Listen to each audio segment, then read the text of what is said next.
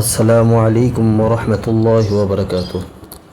আমাদের আজকের আলোচনার বিষয় হচ্ছে হিজরি সনের সূচনা, এক মহান ত্যাগের স্মৃতি।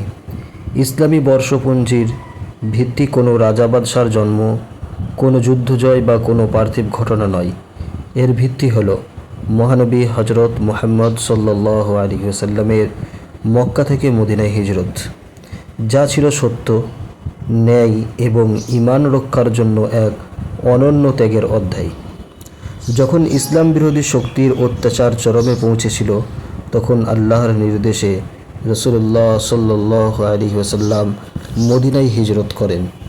এই হিজরত কোনো পলায়ন ছিল না, বরং ছিল নতুন সভ্যতা, নতুন সমাজ এবং ইসলামী রাষ্ট্র প্রতিষ্ঠার সূচনা। তাই ইসলামী নববর্ষ আমাদের প্রশ্ন করে, আমাদের জীবনে কি কোনো হিজরত আছে?